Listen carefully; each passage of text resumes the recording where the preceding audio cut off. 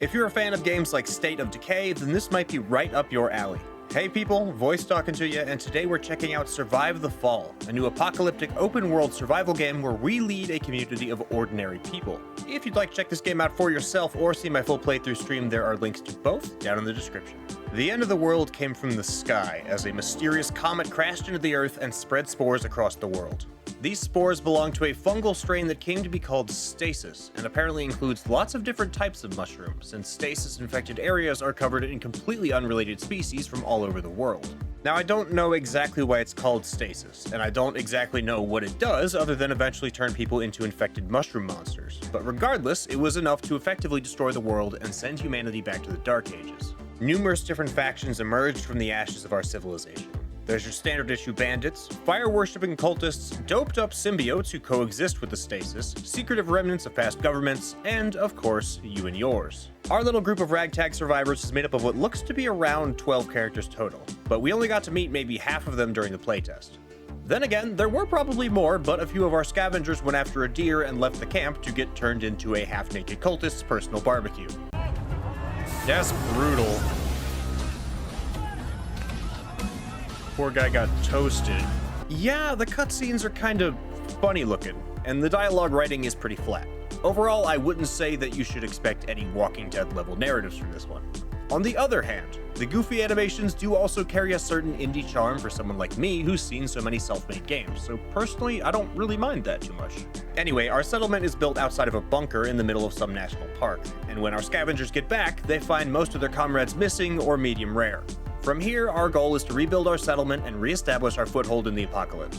As for a wider goal beyond that or any sort of endgame, nothing was mentioned in the playtest. The gameplay portions of this title are split up in between two different segments, camp and scavenging runs. Camp is where the base building and colony survival aspects come into play, and the timeline is divided up a bit like this war of mine. During the day, our survivors can perform different tasks around camp like building, crafting, and resting. Then at night, we have the opportunity to send out a scavenging party into the wider wastes beyond. Among the various other resources we can scavenge, we can find and bring back materials for building and crafting. The base building is relatively freeform, and we can place large building frames that can hold a number of rooms from its same category. For example, a shelter frame can hold up to 4 bunk rooms or a couple of bunks, as well as a kitchen and a washroom. The models for all these structures look pretty good, and there are even progressive building animations. On the other hand, there is no variation between them, so if you make a row of shelters, they'll all look exactly the same. We have a frankly massive base area to work with, though as of now, most of it can't be cleared for use without significant technological upgrades. Speaking of which, before we can craft or build anything, we need to unlock it with knowledge points in the tech tree. We get knowledge points by bringing back and researching documents and other sources of intel from the world before. But reading, like every other action, takes time, and there's only so much time in each day before your scavenging team gets another chance to travel. Now that I think about it, I don't actually know why our scavengers only travel during the night, and the game didn't mention it.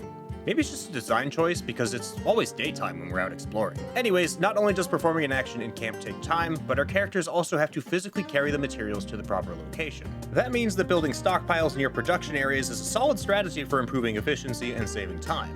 It also means that the developers could include other logistical constructions like roads, but I didn't see anything like that in the tech tree, which feels like a missed opportunity to me. Including other little bits like decorations and defenses would also make perfect sense, but again, those seem to be absent. I was told that there was the possibility for bandits or cultists to attack our camp at night, and after rebuilding the settlement gate, we can post a survivor to keep watch. I didn't get the chance to experience one of these raids firsthand, but I have a sinking feeling that it would also be a bit like this war of mine, where we just come back and get an after-action report instead of actually getting to fight the bandits off ourselves. Now that worked fine in this war of mine, and maybe it's just me, but I'd much rather be able to strategize and build out defensive positions through my base and then get to use them in an actual shootout. Setting up barricades for cover, stringing tripwires or booby traps to harry a superior force and win out through clever strategy and preparation. I don't really see this happening though, partially due to what I already mentioned, and partially because only certain characters are able to go on expeditions, meaning the rest likely don't have combat animations.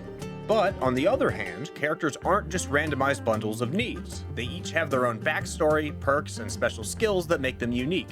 In addition to all of their needs. These skills take effect both in camp and during expeditions. Dan, for example, is the group's tracker, and can field dress an animal carcass faster than most characters can wash themselves.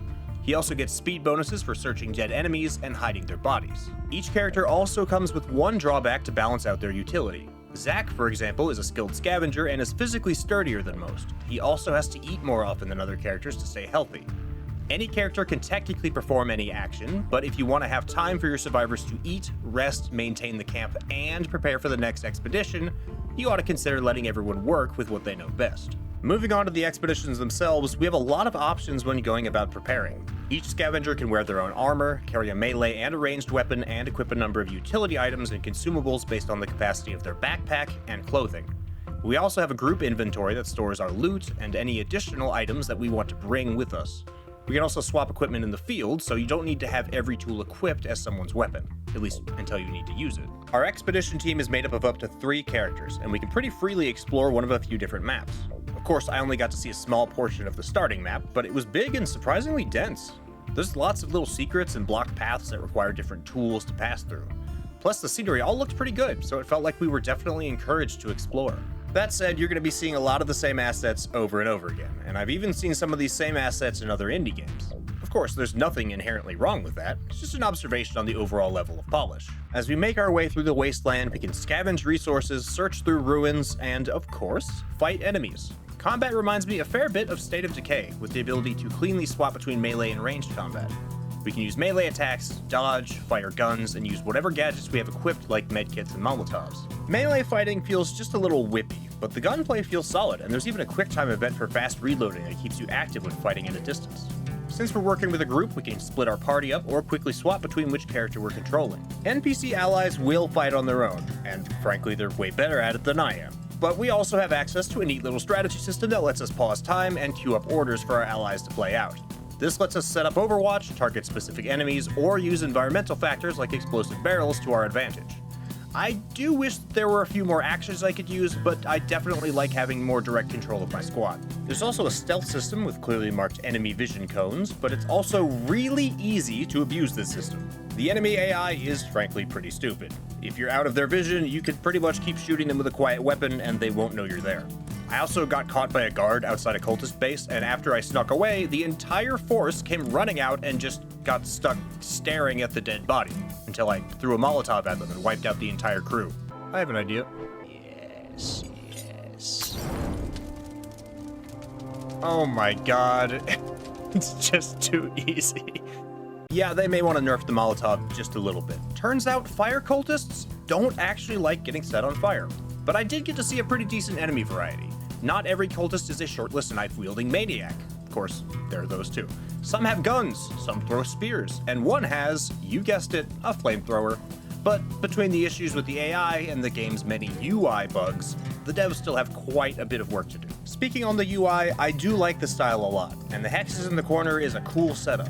Unfortunately, when assigning orders at camp, it also makes it really hard to tell who is doing what at a glance, and queuing up and canceling orders is also super clunky.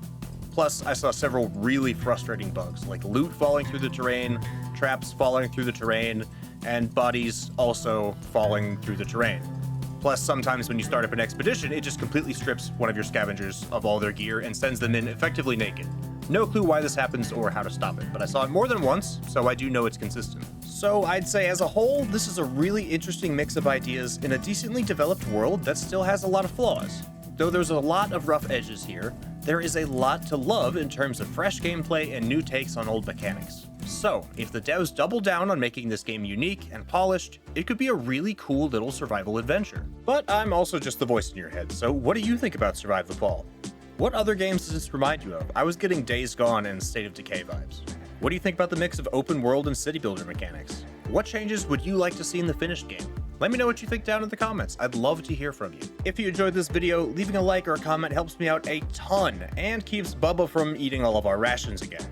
If you want more, subscribing is the best way to support the channel and keep new content coming your way because I put out new stuff every week. Thanks so much for listening to me today, and you'll be hearing from me again real soon. Be the flame. Oh yes. These guys are dumb as rocks. Someone died here, you don't say.